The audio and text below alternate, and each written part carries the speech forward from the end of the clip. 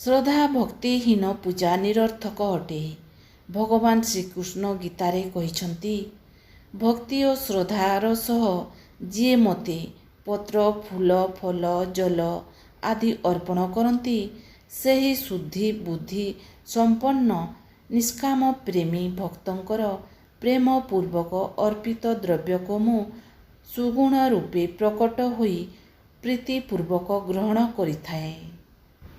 ଓಂ ଭଗବତେ ବାସୁଦେବାୟ।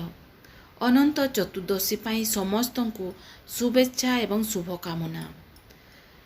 ପ୍ରତିବର୍ଷ ଭାଦ୍ରବ ଶୁକ୍ଲପକ୍ଷ ଚତୁର୍ଥୀ ତିଥିରେ ଶ୍ରୀ ବିଷ୍ଣୁ ଭଗବାନଙ୍କର ଅନନ୍ତ ବ୍ରତ ଭକ୍ତମାନେ ପାଳନ କରିଥାନ୍ତି। ପ୍ରତିବର୍ଷ ଶ୍ରୀମନ୍ଦିରରେ ମଧ୍ୟ ପବିତ୍ର ଅନନ୍ତ ବ୍ରତ ପାଳନ କରାଯାଉଅଛି।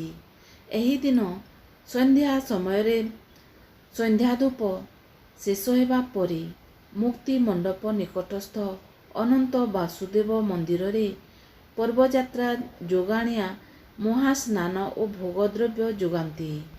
ମହାସ୍ନାନ ଓ ଭୋଗ ଦେବା ପରେ ଅନନ୍ତ ବ୍ରତ କଥା ଭକ୍ତମାନେ ଶ୍ରଦ୍ଧାପୂର୍ବକ ସହିତ ବନ୍ଦାପନା କରି ସ୍ମରଣ କରିଥାନ୍ତି ଓ ପାଠ କରିଥାନ୍ତି। ଭକ୍ତମାନେ ବିଷ୍ଣୁ ଭଗବାନଙ୍କର ପୂଜା ଆରମ୍ଭ କରିବା ପୂର୍ବରୁ ତାଙ୍କର ସ୍ତୁତି କରନ୍ତି।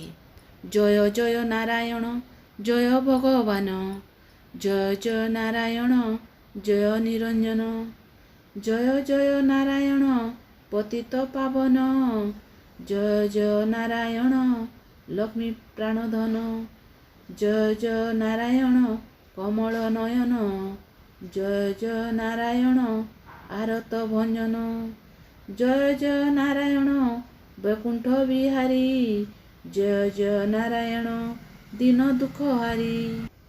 ଭକ୍ତମାନେ ଶ୍ରଦ୍ଧା ଭକ୍ତି ସହିତ ବିଷ୍ଣୁ ଭଗବାନଙ୍କର ଏହି ଅନନ୍ତ ଚତୁର୍ଦ୍ଦଶୀ ବ୍ରତ ବହୁତ ବିଧିବିଧାନ ଏବଂ ନିଷ୍ଠାର ପୂର୍ବକ ଅନନ୍ତ ବିଷ୍ଣୁଙ୍କୁ ପୂଜା କରନ୍ତି। ଏହାକୁ ପୁରୁଷ ଓ ସ୍ତ୍ରୀ ଉଭୟେ ପୂଜା କରିପାରିବେ।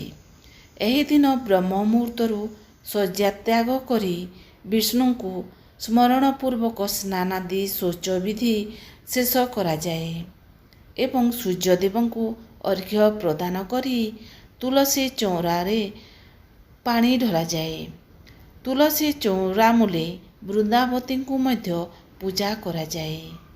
ତତ୍ପରେ ବିଷ୍ଣୁ ମନ୍ଦିରକୁ ଯାଇ କିମ୍ବା ନିଜ ଘରେ ନାରାୟଣ ବିଷ୍ଣୁଙ୍କୁ ପ୍ରତିମା ରଖି ଏକ ଗୁଆ ହଳଦୀ ପାଣିରେ ଧୋଇ ମୁରୁଜ ଚିତା ଉପରେ ବସାଯାଏ।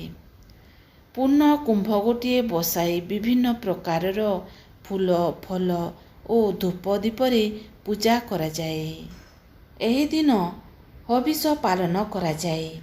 ଯଥାବିଧି ଏହି ବିଧି ପାଳନ କଲେ ପୁତ୍ର ପ୍ରାପ୍ତି ସହିତ ସୁଖ ଶାନ୍ତି ମିଳେ ଏବଂ ମନୁଷ୍ୟ ଜନ୍ମରୁ ମୁକ୍ତି ପାଇ ବୈକୁଣ୍ଠ ଲାଭ ହୁଏ ବୋଲି ବିଶ୍ୱାସ କରାଯାଏ। ଯଦି ଶ୍ରୀ ବିଷ୍ଣୁ ଭଗବାନଙ୍କର ଏହି ଅନନ୍ତ ଚତୁର୍ଦ୍ଦଶୀ ବ୍ରତର କଥା ଆପଣମାନଙ୍କୁ ପସନ୍ଦ ଆସିଲା, ତାହେଲେ ସବସ୍କ୍ରାଇବ୍କୁ ଟଚ୍ କରିକି ବେଲ୍ ଆଇକନ୍କୁ ଟଚ୍ କରିଦିଅନ୍ତୁ, କାହିଁକିନା ଏହିପରି ଭିଡ଼ିଓ ସବୁ ଆପଣମାନଙ୍କ ପାଖକୁ ପହଞ୍ଚି ପାରିବ।